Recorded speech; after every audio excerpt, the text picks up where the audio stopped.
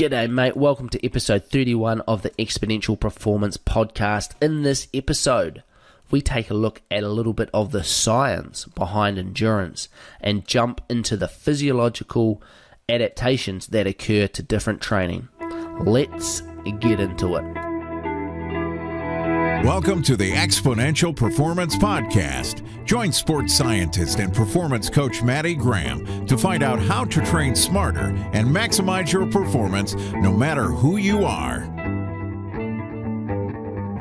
G'day mate, welcome to episode 31 of the Exponential Performance Podcast. It is so good to have you here listening. Welcome. I hope you've had a good week, or wherever you are in your week, your training is going well and you are making those gains. I have got an exciting, well at least I think it's exciting, episode planned for you today, talking about something that is near and dear to my heart and something I could talk on all day, and that's the science behind endurance training. But before we crack into that, I just want to mention a couple of things. Now, I talked about it last week, and I know a lot of you were sniffing around the link, and that's about paying it forward. This year, for the Christmas period, I want to collectively make a donation from the Exponential Podcast community to a charity, and the charity I've chosen is World Vision. So if you have found this episode or any of the Exponential Performance podcast episodes helpful, useful, informative for your training, you've taken something away from them, it would be greatly appreciated if you could make a small donation. I literally make no money from doing this podcast, and it's something that I want to share with you to help you and your performance. So if you would like to give something back, I would really appreciate it if you could pay it forward in the form of a donation. Each of these episodes gets upwards of 500 listens. So if everyone that listens to this podcast could donate $1, then we would have $500 to donate to people who are less fortunate in this world that we live in. I've already kicked things off by making a $100 donation. So please, I would love for you to join me and making a small donation to help those in need and paying forward the love of the Exponential Performance Podcast. If you want to know what those links are, check them out over at exponentialperformancecoaching.com/31 for this episode. All of the links will be over there. The Give a Little page is automatically linked in with World Vision, so I never ever touch the money, never see the money, it just goes directly to them. Now, I had someone interested in what's the best way to listen to the podcast. Well, I'm not too sure how you listen to the podcast. Please leave a comment below letting me know how you listen to the podcast and what's the best way for you. But personally, I listen to podcasts on Stitcher Radio, which is an app that you can have on your phone. And I find it really good. You can scroll through the podcasts and you can add podcasts to your listen later list. And what that allows you to do is it downloads the podcast episodes onto your device for you to listen offline later. So I download them when I'm at home, when I've got Wi-Fi connection. They're downloaded, then when you head out and you don't have connection, you're still able to listen to them without using your data to stream the podcasts. You can start them, you can stop them, then you can restart them, and it'll pick up from where you left off last time. So it's a really convenient way of listening to podcasts in my experience.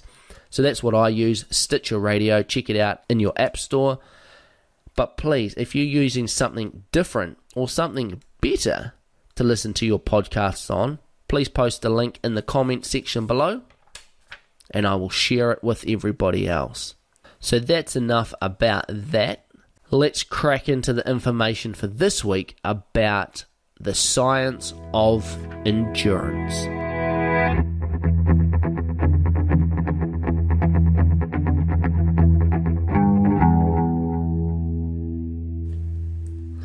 I vividly remember sitting in the lecture theatre at university listening to my exercise physiology lecturer just absolutely spew information out of their mouth, clicking through slide after slide after slide of stuff about how the human body responds to exercise.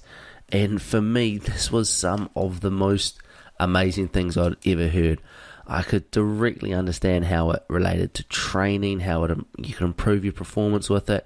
I just took pages and pages of notes.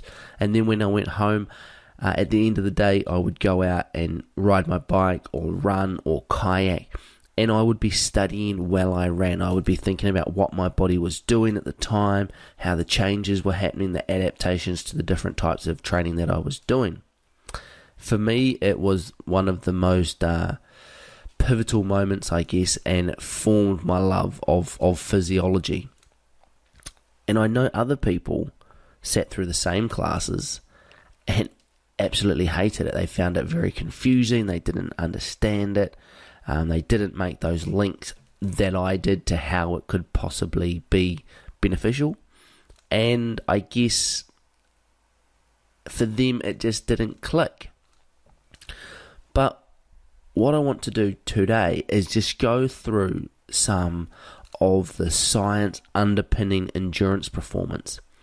Because I believe that by knowing physiology, and physiology is simply the why or the how the body works.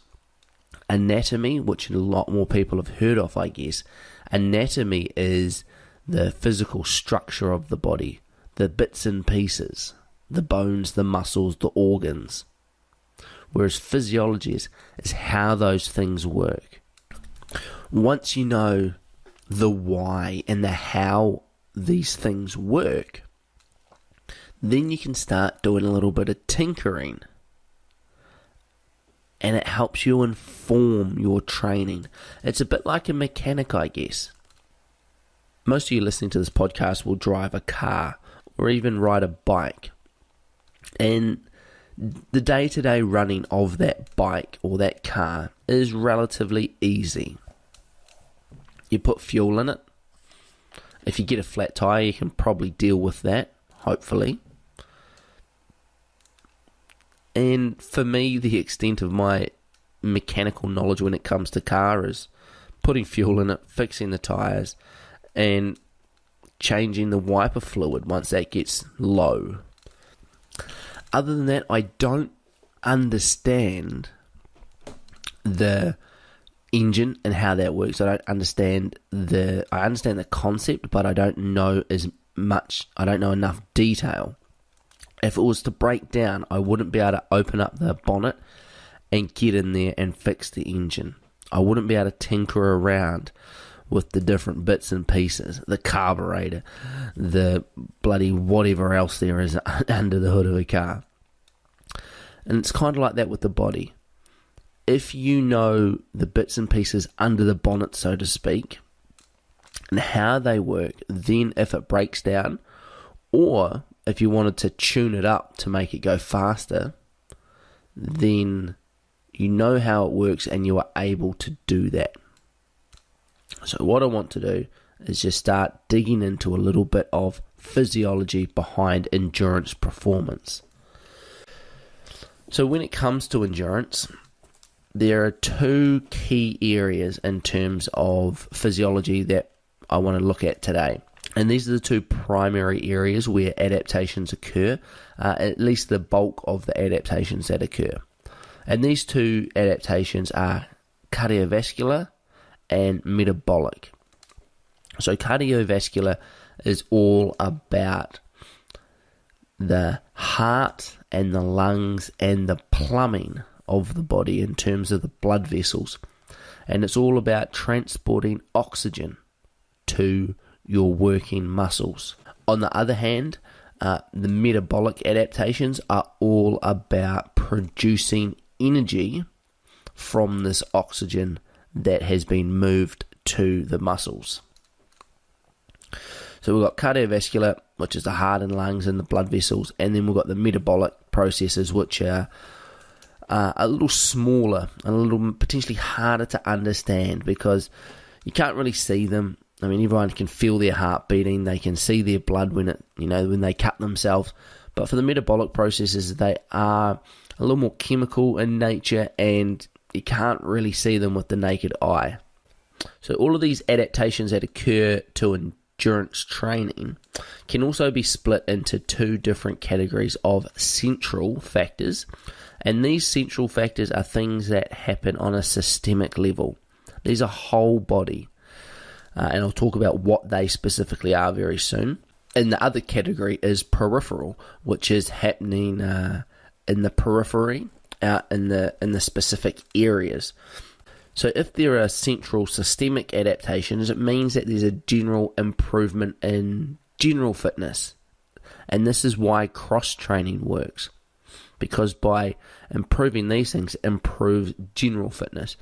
And then peripheral adaptations, these are specific adaptations, and this is where specificity comes into play.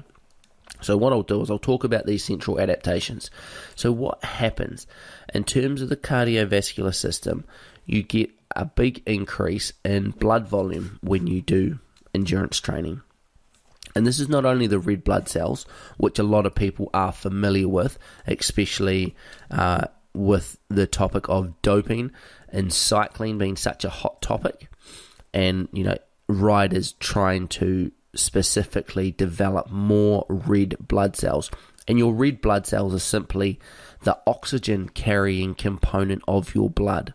This is what oxygen binds to as your blood passes through your lungs, and then that oxygen is carried out to the muscles, out to the periphery, where it is used. It's offloaded into the muscles that need it, and then that oxygen goes through our metabolic pathways to produce energy.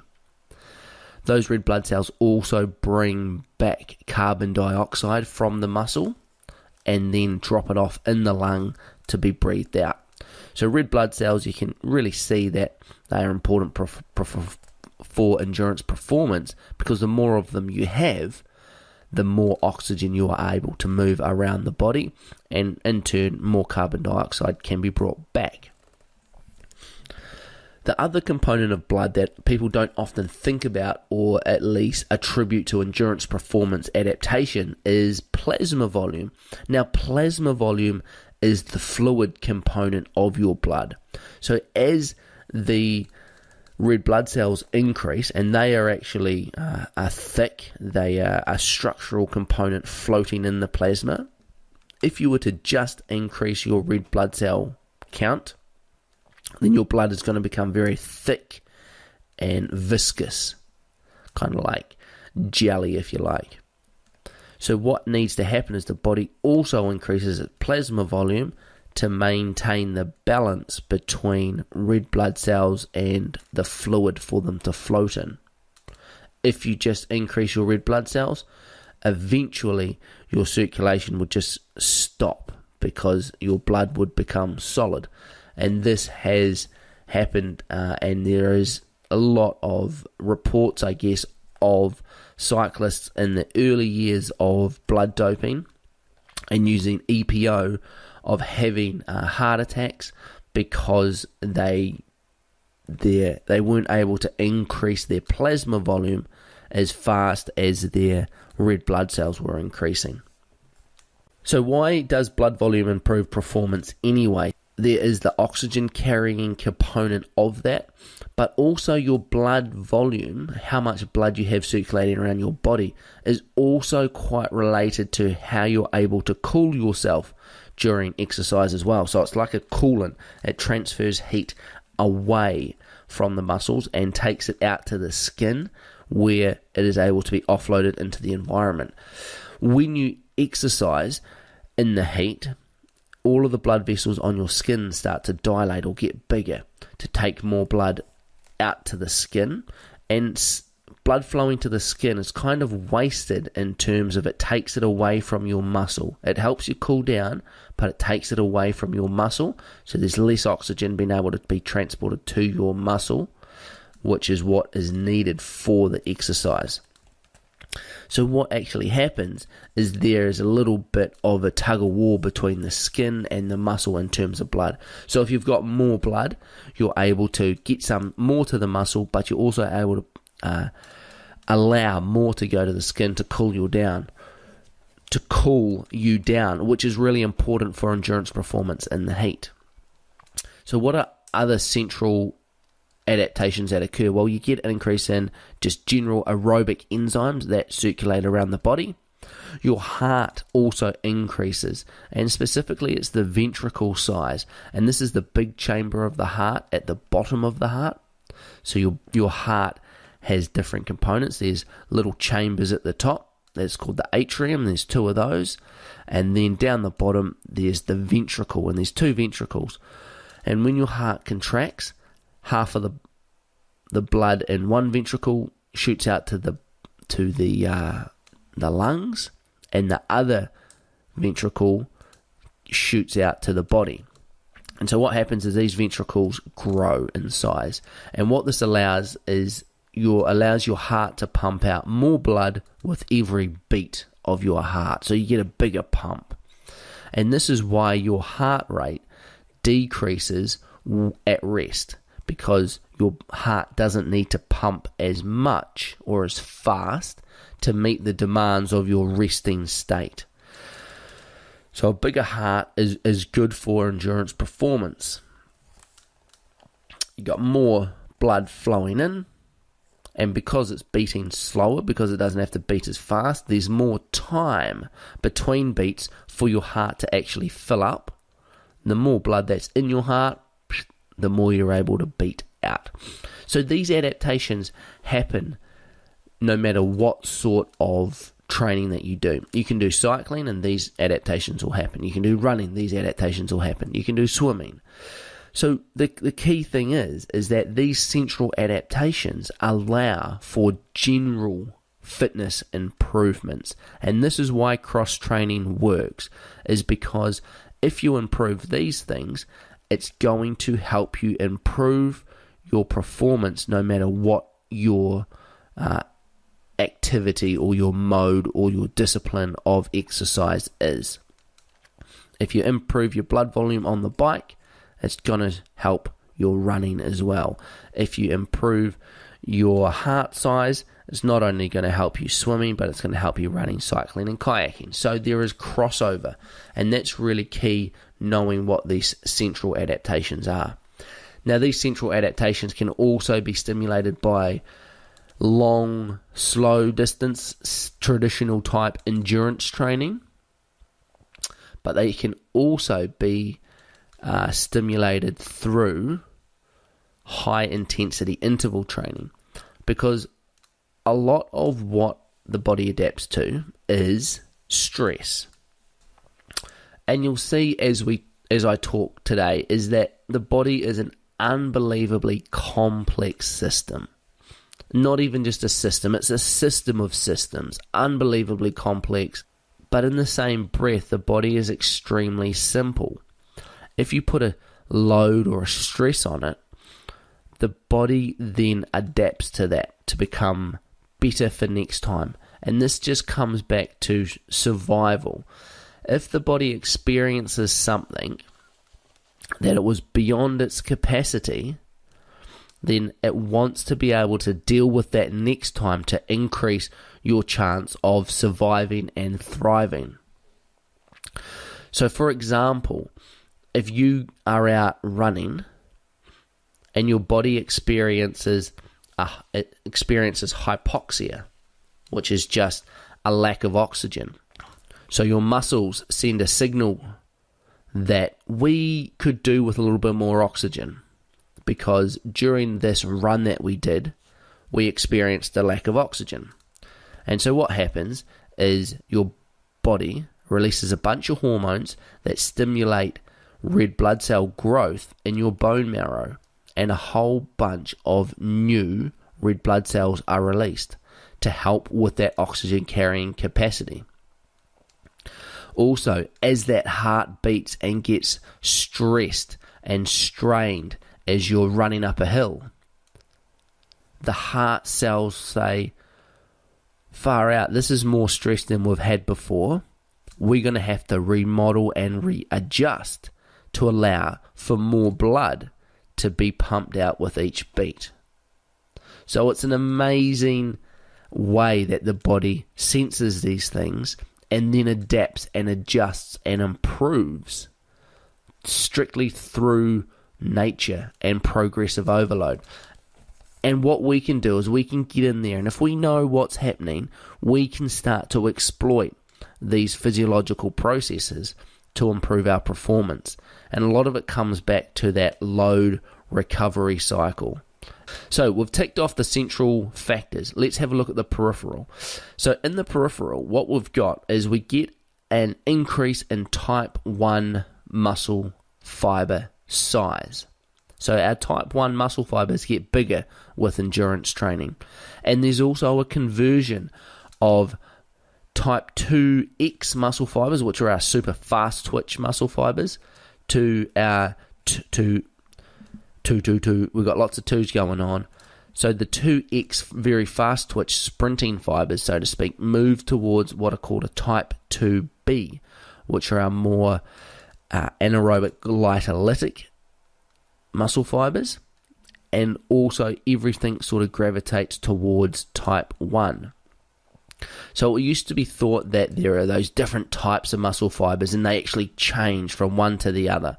Well, this is not quite the truth. If you can think of a continuum with a very slow twitch muscle fiber at one end, which is just all about endurance, let's say a marathon runner, and then at the other end we've got a sprinting muscle fiber, a very fast twitch that's able to contract and relax very quickly.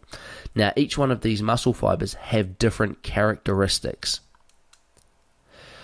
And what actually happens is muscle fibers don't necessarily switch from one to the other. They just slide along this continuum somewhere, having more characteristics of a fast twitch muscle fiber or a slow twitch muscle fiber, depending on the type of stress and training that are being put on it. So when you go out and you do endurance training, your muscle fibers are going to start to have more capillarization, more mitochondria, which I'll talk about very soon, in them, more aerobic enzymes that are going to make them more like a type 1 muscle fiber. Does that make sense? It's not necessarily they switch between one or the other. Muscle fibers are muscle fibers, but they just start to exhibit different characteristics, which scientists have just happened to pigeonhole into type 1, type 2B, and type 2A and type 2X. Hope that makes sense. So what happens is your muscle fibers become better at endurance. And this happens in the specific muscle groups that are used for that activity. So now this is where training specificity becomes important. So we know that those central adaptations will help all fitness, so to speak, but peripheral adaptations will only help those specific adaptations occur. So this is where you cannot really improve your cycling by swimming, because one uses the upper body primarily, the other one primarily uses the lower body. You will get those central adaptations that have crossover, but the peripheral adaptations, which happen in the specific muscle groups, won't affect each other. So we get those changes in muscle fiber composition in the specific muscle groups that we use. You get more of the type of muscle fiber that we're training, in this case type 1, and then they also get bigger, which is very cool. Now, capillarization is a key thing to get your head around. Now, what happens is our plumbing in our body runs through a bunch of different size pipes. As the blood comes out of the heart and runs through your aorta, the aorta is one of the biggest blood vessels in your body, and it's quite big and thick. And then as it goes down, let's say into our legs, it goes through progressively smaller and smaller pipes. And the reason it goes through smaller and smaller pipes is to maintain a pressure gradient. So if you can imagine, if the blood came out of your heart and then went into bigger and bigger and bigger pipes, the pressure would drop away. But going into smaller and smaller pipes, it maintains that pressure as the blood branches out into these different pipes. The smallest of these pipes are called capillaries, and the capillaries are a little, you can sort of think of them as a spider web or a network of blood vessels that spread out and sort of interweave into this mesh. They're very small and they're only 1 cell thick. And the goal of a capillary, or the job of a capillary, is to squeeze a blood vessel through them, and then in the muscles, which is a very low oxygen environment because all of the oxygen is being used for the work that's just been done, the oxygen will offload into that low oxygen environment. So the oxygen will detach from the red blood cell, cross over into the muscle, because in the body things always move down a concentration or a pressure gradient. So an oxygen molecule will always move from high concentrations to low concentrations. So on the red blood cell, it's in a high concentration, and it will move over into the muscle, offload into the muscle. And then at that same time, carbon dioxide will move from the muscle and reattach to the red blood cell to be carried back to the lung to be breathed out. So these capillaries are all about transferring oxygen at the actual muscle. So if you can think of it, I guess, as roads, the blood coming out of the heart is kind of like on a big highway. There's lots of it. Everyone's jostling for position. It's very, very busy. And then as it spreads out down into the body, it goes onto smaller connector roads, first onto some sort of main arterial routes, and then down into smaller side streets. And by the end, when it's getting into the muscle, into the busy city, it's squeezing down little alleyways in the muscles. So this capillarization is key. And as you train, more capillaries are made in the specific muscle groups that you're training. And the way that blood vessels are made is through a thing called shear stress. So when more blood is pumped through one of these blood vessels, there's a stress that is pushed out, and the blood vessel experiences this outward swelling, or this pressure on the outside of it. And what that does is it stimulates more blood vessels to be made. The other adaptation that also stimulates blood vessels to be made is hypoxia, or a lack of oxygen in that specific muscle. And you can get hypoxia obviously just by going for a run or a ride. A low oxygen environment occurs in that muscle, so the signal is sent to make more blood vessels. People obviously try and exacerbate this hypoxia by going to altitude to train. And that sometimes has an effect, sometimes doesn't, depending on how well the altitude training block is planned. So we get more of these red blood cells out in the specific muscle groups. This increased capillaries increases the perfusion, so more blood going to the muscle. This increase in the capillary network decreases the transit time, so as the red blood cells comes through these capillaries, it slows down. The more capillaries you have, the slower the blood's able to move through them. And by moving through the vessels slowly, it allows more time for the oxygen to get offloaded and the carbon dioxide and other waste products to be onloaded into the blood. And so this makes the system more efficient. One of the other peripheral adaptations that occur an increase in mitochondrial density. Now, mitochondria, if you can imagine that the blood vessels that we just talked about are the roads for supply of the body. The red blood vessels are kind of like the trucks that take things to and from the mitochondria. And the mitochondria are the power stations, if you can imagine. So all of this setup is kind of like what happens to power a city or a country. If we can imagine a coal-fired power station, not the most eco-friendly thing in the world, but I think is a good example for this analogy.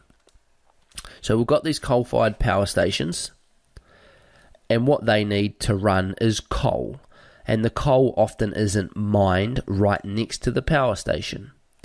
So from the mine, if you can imagine, trucks are loaded up with coal, and in the case of the body, it's oxygen, and they drive along these highways and they branch out to their respective power station that they are supplying.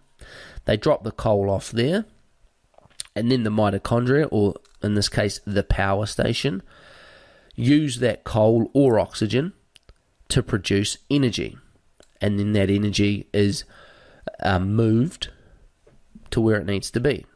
The same sort of thing happens in the body. So these mitochondria are the little power stations that produce energy, and the more of these you have, so the increase in the number of them, and the bigger these power stations are, the more energy you're able to produce for endurance performance. Now, it's not only the size and the number of these mitochondria that are important, but also the concentration of the enzymes in these mitochondria. So if you can imagine, these enzymes are the little workers in the power stations, doing the job, shoveling the coal into the fire to make the energy. The more of these enzymes that we have, the more workers that we have helping produce the energy, the more efficient it is. The more energy we're able to make. And the other component, I guess, of those mitochondria are an improvement in fat metabolism. So the improvement of these mitochondria to use fat as a fuel. Now, this happens through an increase in oxidative enzymes that we just talked about. So there's more enzymes that are able to oxidize fat as a fuel. And our body becomes more efficient at metabolizing fat, which is a good thing, because fat is highly dense as a fuel source, and we have a lot of it stored on our body. The interesting thing is, as you train, fat is actually stored closer to the mitochondria in the muscle, so it's easier to access, rather than being deposited in an adipose tissue, the fat that you can sort of feel underneath your skin. Fat actually gets stored in the muscle. It's called intramuscular triglycerides. So more fat gets stored in the muscle, and it gets stored closer to the power stations so that it is easier for it to use. And all of this results in an ability to metabolize fat at a higher intensity. Now, we're probably at the point now that a lot of my classmates were at, thinking, this is all very nice, but what the hell does this all mean, and how do you relate it to training? Well, I'm sitting here going, well, how can this not relate to training? How can you not see it? All of these things are the adaptations that we're trying to achieve. And once we know these, and once we know how they occur, we're able to then manipulate our training to get the desired adaptations. So we know, for an example, that to get these cardiovascular adaptations, we get them through steady state training. And the reason that we get them through steady state training is that this provides an overload in the cardiovascular system. There's that hypoxia that occurs, and that drives an increase in blood volume. The shear stress in the heart from the repeated beating, and the key thing is that long duration repeated beating, increases that size of the ventricle, which allows more blood to be pumped. Interestingly as well, though, that these adaptations can be got through high intensity interval training. And how does that happen? Well, it's not just the duration of the beating of the heart, so to speak, or the hypoxia from long duration training that stimulates these adaptations, but it's also the intensity of the exercise that can do these. So it's becoming more and more clear that the body will respond and give a similar adaptation in terms of these endurance adaptations that we're talking about, whether you do long duration training or you do shorter, more high intensity training. So if you sacrifice one, you need to make it up with the other. If you don't have the time to go long, then go hard, and it seems to tick all of these boxes or stress the different components throughout. Now, when it comes to this mitochondrial density and improvement there, and then also our fat metabolism, these are a couple of areas that we can really start to focus with our training. So we can improve our fat metabolism in our body by doing training in a fasted state. So by going out in the morning before you have any breakfast, so in a fasted state, you will have fasted overnight. And what this means is that all of the glycogen or the stored carbohydrate in your liver is going to be used up overnight. So you're going to go out with compromised fuel supplies to start with. And then as you train, you're going to use glycogen in your muscles faster because you're not relying on that liver glycogen for that first part of the exercise. And then what this is going to do is send some signals to your body to say, hey, we are running low on glycogen. We need to make more mitochondria. Mitochondria being those power stations. And we also need to make more enzymes that can metabolize fat because we're running low on this carbohydrate. So doing fasted training, or what I call nutrient deprivation training, can help improve this aspect of your performance. It's not something that you should do all of the time, but it definitely has its place in training. Also, diet can affect your mitochondria and the enzymes that are present and how well they are able to oxidize fat. So this is where diet periodization could come into play. Your mitochondria and your fat metabolism are also changed by the type of training that you're doing. If you are doing steady state training or traditional endurance training, this will increase the aerobic enzymes through a maintained increased flux through the pathway. However, you can get these adaptations through high intensity exercise, and that's because, again, it becomes back to that stressing the body at the maximal rate of the pathway rather than a sustained stress. So the body's quite clever in that way, in that you can get the same adaptation by doing two very different things, which can make training challenging, but knowing that you're able to use different tools when it suits you. So if you don't have time to do endurance, traditional endurance training, going long, so to speak, you can make up for that by using the high intensity interval training. And we know how it affects the physiology, so we know that it works. But it's probably also a good thing to do some of that endurance training to make up for the things that high intensity interval training lacks. So how do you best improve your aerobic energy supply? How do you best improve your performance when it comes to endurance? Well, we know that the duration is really important. We know the intensity is really important, and we also know the frequency, how often we train during the week, is really important as well. So by using those three variables, we can change and adjust, and we can tinker with the engine, so to speak. Now, different athletes respond differently to the same training. So what we need to do is make sure that we apply this to the individual. And so you'll probably know in yourself what type of training you respond best to and how to maybe adjust that. Or maybe you don't. Maybe you've always just did the same thing. And in that case, doing some tinkering can really help. And I guess this is starting to drag on a little bit, and maybe I can cover it in next week's episode a little bit more about the specific type of training sessions and the types of adaptation that they get, and how we use those sessions to exploit these different types of physiological adaptations. If you would find that useful, please post a comment to let me know that you would like me to cover that in next week's episode of the podcast, and I will do that for you. So I hope that little brief, because you could cover multiple episodes in just different aspects of these in terms of blood volume adaptation, because it is very complex. But don't get overwhelmed by the complexity. Focus on the simplicity of it. If we stress the body and then give it adequate recovery time, it will get the adaptations that we are after, as long as that stress is specific in what we are targeting. So I hope that's been useful, and I hope you will be able to use that in the future. Thank you for everyone who has been subscribing to the different channels that I am on.